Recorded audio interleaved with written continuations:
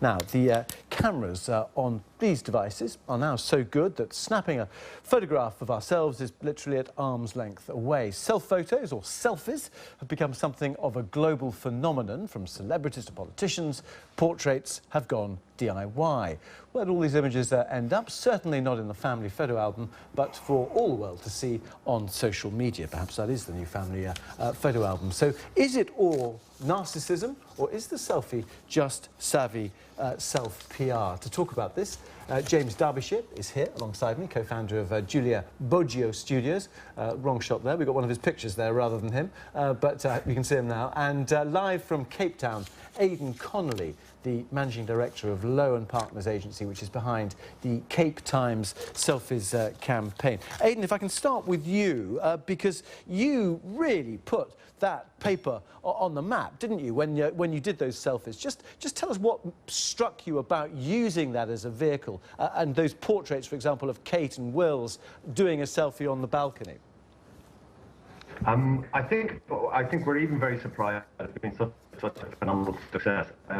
The thing that we were called to answer to was the dying need for press journalism. So we wanted to use something that was technologically based to be able to pass comment on it. So the actual idea came from the line, "You can't get any closer to the news."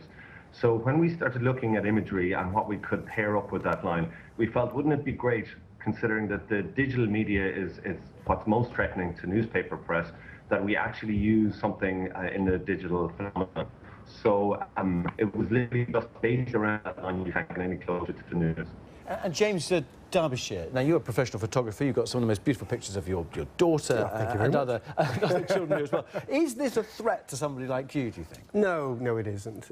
Selfies are fun. Selfies certainly have their place in the world of photography, but a selfie portrait will last a second. It gets taken on your phone, you put it on Facebook, and within a few moments people have laughed at it, commented on it, and then it disappears. Well, yeah, but you say that, but it's catching on. I mean, we've got some pictures behind us in the screens here, but let's just look at some others as well. I think we've got, so Hillary Clinton, I think she put a selfie out, didn't she? She did, yeah. A few days ago with her daughter, which, no, this was Glenn Close, Meryl Streep rather, and yeah, so, you know, is it a trend that is catching on which could eclipse what you do you think? Well, I don't think it's going to eclipse what we do. Our professional portrait studio is designed to create some of the most beautiful portraits of people's families, something that's going to last in their families for decades. And so when we're capturing an image, we're spending time understanding their personalities. Get rid of that one. I was forced to do that one, I'm afraid, in the makeup room. Let's move swiftly on. Let's go back to you,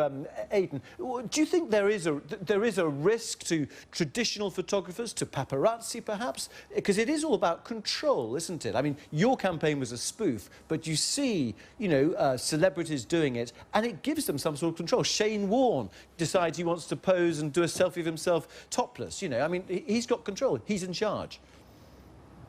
I actually don't think it's a threat to traditional photography. I think really, really great photography is an art form, and at an ad agency, we're commenting on the phenomenon. We still have to use as our surveys some exceptionally strong and sort of important portraits that were taken by professional photographers.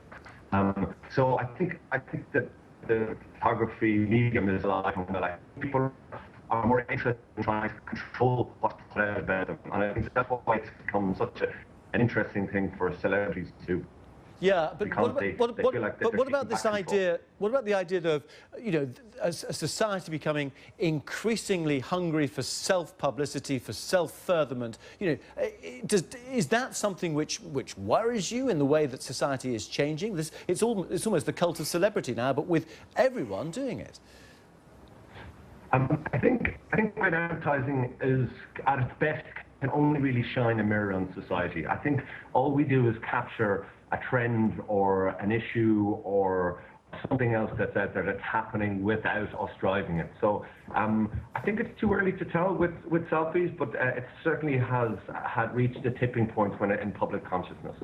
And James, narcissism, or do the people who come and want their pictures taken with you, are they all narcissists? They're not narcissists at all. They want to capture something amazing that's going to stand the test of time, that they're going to be able to show on their walls. This is a picture of your daughter. She must be the most photographed child, I think, in the UK. To be honest, she's now actually screaming the word no whenever she sees a camera, so I think we're in deep trouble. But what about this cult of celebrity, the fact, and control? I mean, you are a studio photographer, so you're not a paparazzi at all, but do you think there is an element of that people wanting to put out the images they want? They don't want to be have a picture taken of them by somebody who's going to try and catch them unawares. Well, I don't think it's about just necessarily capturing them unawares.